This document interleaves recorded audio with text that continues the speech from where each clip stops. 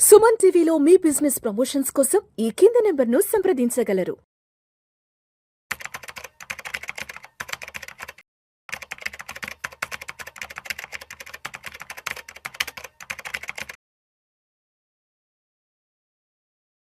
నమస్తే, welcome to Vishnu talks. నేను విష్ణు. ప్రస్తుతం నాతో పాటు QPFP qualified person finance professional Rajeshwara Reddy garu ఉన్నారు. సార్తో మాట్లాడదాం. సార్ రాజేశ్వర రెడ్డి గారు నమస్తే సార్. నమస్తే అండి. Welcome to Vishnu talks. Thank you అండి. Thank you so much for being with Vishnu talks Rajeshwara Reddy garu. So Rajeshwara Reddy గారు, చాలా రోజుల తర్వాత మళ్ళీ మనం కంబ్యాక్ స్టార్ట్ చేయబోతున్నాము. సో ఇప్పుడు ఎవరైతే 2026 ఈ సంవత్సరం నుంచి ఏదైనా ఒక ఇన్వెస్ట్మెంట్ స్టార్ట్ చేద్దాం అనుకున్న వాళ్ళు, లేదంటే మ్యూచువల్ ఫండ్ ఇన్వెస్ట్మెంట్ స్టార్ట్ చేద్దాం అనుకున్న వాళ్ళకి ఒక బిగినర్ లెవెల్లో అసలు మ్యూచువల్ ఫండ్స్ అంటే ఏంటి అన్న ప్రశ్న వచ్చినప్పుడు ఒక కామన్ మ్యాన్కి అర్థమయ్యేలా సరళమైన భాషలో సింప్లిఫై చేసి చెప్పడానికి మీరు ఏ విధంగా ప్రయత్నిస్తారు?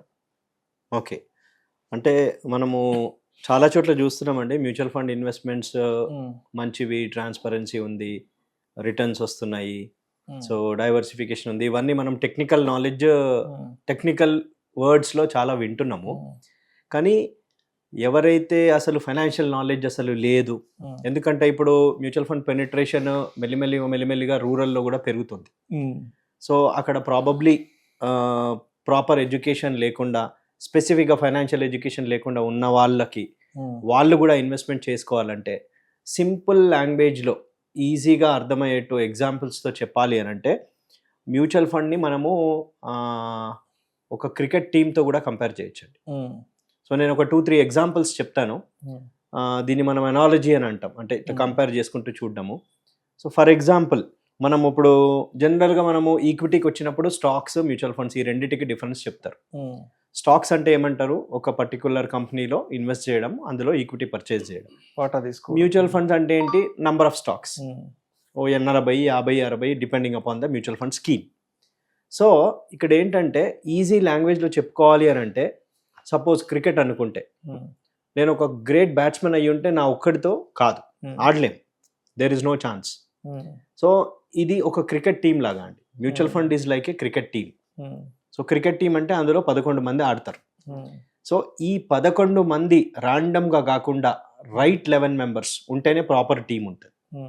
అట్లాగే మ్యూచువల్ ఫండ్ స్కీమ్కి వచ్చేసరికి క్రికెట్లో ఎలాగైతే మనము ఒక మంచి సీనియర్ బ్యాట్స్మెన్ ఉండడము, ఒక అగ్రెసివ్ స్ట్రోక్ ప్లేయర్ ఉండడము, ఓ వికెట్ కీపర్ ఉండడము, మంచి బౌలర్స్ ఉండడము, అంటే ఆ ప్రాపర్ బ్యాలెన్స్ ఎట్లా చేస్తామో సిమిలర్లీ ఒక స్కీమ్కి వచ్చేసరికి ఒక లార్జ్ క్యాప్ అందులో ఉండడము. లార్జ్ క్యాప్ అంటే, లార్జ్ క్యాప్ స్టాక్ అంటే టాప్ 100 స్టాక్స్.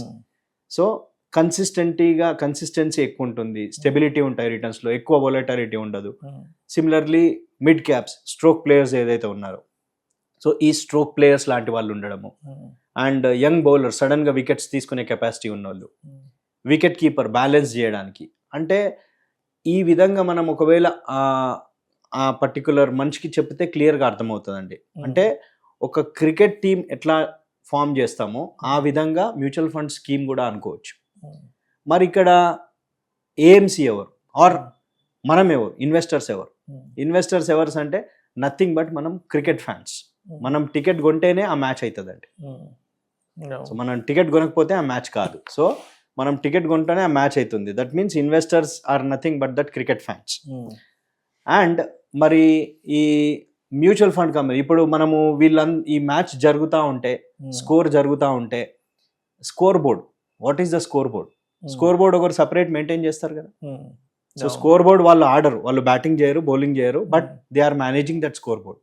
మరి ఇక్కడ మ్యూచువల్ ఫండ్లోకి మనం తీసుకుంటే హూ ఆర్ దే? వాళ్ళు నథింగ్ బట్ మనం ఆర్టీఏ అంటాం, రిజిస్టర్ అండ్ ట్రాన్స్ఫర్ ఏజెంట్. అంటే మనం క్యామ్స్, కార్వి, కేఫిన్టెక్ అని ఏదైతే అంటున్నామో, సో వాళ్ళు they are the score board keepers. అంటే మనం మ్యూచువల్ ఫండ్లో ఎప్పుడైనా ఇన్వెస్ట్ చేసినప్పుడు ఆ ఫోలియో నంబర్ ఏంటి, ఇన్వెస్టర్ నేమ్ ఏంటి, అందులో నామినీ ఎవరు, ఇవన్నీ ఎక్కడ రికార్డ్ అవుతున్నాయి? ఆర్టీఎస్లో రికార్డ్ అవుతున్నాయి, క్యామ్స్, కార్వి, వీటన్నిటిలో. ఎందుకంటే మ్యూచువల్ ఫండ్ ఇన్వెస్ట్మెంట్ చేస్తున్నాం, కానీ మనకు ఈ ప్రాసెస్ అంతా ఎవరు చూస్తున్నారు అనే ఆ కాన్సెప్ట్ కూడా తెలియాలండి ఇన్వెస్టర్స్కి. జస్ట్ మ్యూచువల్ ఫండ్ ఒక్కటే తెలిస్తే కాదు, మనం ఇన్వెస్ట్ చేస్తున్నాము, అది ఎవరు చేస్తున్నారు, సో అది నథింగ్ బట్ ఆర్టీఎస్ చేస్తున్నారు, క్యామ్స్ కార్వి వీళ్ళంతా. మరి సెబీ ఎంపైర్ ఎవరు ఇక్కడ? ఒకరు ఉండాలి కదా, అంటే మిస్టేక్స్ చేయొద్దు, రూల్స్ దాటొద్దు, ఇవన్నీ ఎవరు అంటే సెబీ ఇస్ దేర్. ఎందుకంటే మనకు సెక్యూరిటీ ఉంది కాబట్టి, మనకు బ్యాంక్స్ కి ఆర్బీఐ ఎట్లా ఉందో, ఇన్సూరెన్స్ కి ఐఆర్డిఏ ఎట్లా ఉందో, సిమిలర్లీ మ్యూచువల్ ఫండ్ స్టాక్స్ కి సెబీ అనేది ఉంది. That will take care of ఆ రిస్క్ రాకుండా ఇదంతా చేయకుండా ఉంటుంది. మ్యూచువల్ ఫండ్ అనేది స్కీమ్ గురించి మాట్లాడుకున్నాం మనం, ఒక స్కీమ్ లో 11 ప్లేయర్లు ఉంటారని. ఆర్టీఏస్ అంటే స్కోర్ బోర్డ్ కీపర్స్, అది మాట్లాడుకున్నాం. సెబీ అంటే ఎంపైర్ అని మాట్లాడుకున్నాం. మరి ఏఎంసి అసెట్ మేనేజ్మెంట్ కంపెనీ అంటే ఏంటి? ఇప్పుడు ఏదైతే మనము more than 40 mutual fund companies ఉన్నాయో దాన్ని ఏఎంసి అంటాం, అసెట్ మేనేజ్మెంట్ కంపెనీ. మరి అసెట్ మేనేజ్మెంట్ కంపెనీ ఏంటి అని అంటే ఇది ఆర్గనైజ్ చేస్తుంది అంతా. అంటే ఒక మ్యాచ్ ని సెట్ చేసేది. ఇప్పుడు బీసీసీఐ ఉంది కదా, సో బీసీసీఐ ఏం చేస్తుంది, ఎవరితో ఏ మ్యాచ్ కావాలి, ఎప్పుడు కావాలి, ఇదంతా సెట్ చేస్తుంది. So that SEBI AMC is taking care of all these things. ఇవన్నీ జరుగుతున్నాయి కానీ మరి నాకు రిస్క్ ఏమైనా ఉందా? నేను ఇప్పుడు ఇక్కడ ఇన్వెస్ట్ చేస్తున్నప్పుడు రిస్క్ ఏమైనా ఉందా అంటే దానికి కస్టోడియన్ అని అంటారు. సో కస్టోడియన్ అనేది కూడా ఉంటుంది. అంటే ఇన్వెస్టర్స్ పెట్టే డబ్బులతో ఫండ్ మేనేజర్ ఏదైతే కొంటున్నాడో స్టాక్స్ కానీ సెక్యూరిటీస్ కానీ ఇవన్నీ అవి సేఫ్లీ అవి ఏఎంసీస్ దగ్గర ఉండేయండి, రిస్క్ ఉండదు మనకు, కస్టోడియన్ దగ్గర ఉంటాయి. సో ఆ కస్టోడియన్ దగ్గర ఇవన్నీ కంప్లీట్గా సేఫ్గా ఉంటాయి. సో ఇవన్నీ చూసినప్పుడు మనకు ఫండ్ మేనేజర్ అనే కాన్సెప్ట్ చాలా ఇంపార్టెంట్.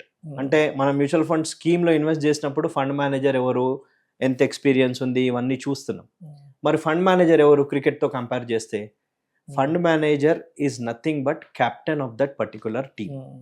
ఆ టీం యొక్క క్యాప్టెన్ ఏం చేస్తాడు, ఎవరిని ఎక్కడ ప్లేస్ చేయాలి, ఫీల్డింగ్ ప్లేస్మెంట్స్ ఏంటి, ఎవరు ఫస్ట్ బౌలింగ్ చేయాలి, ఎవరు సెకండ్ బౌలింగ్ చేయాలి, almost majority decisions captain will take care.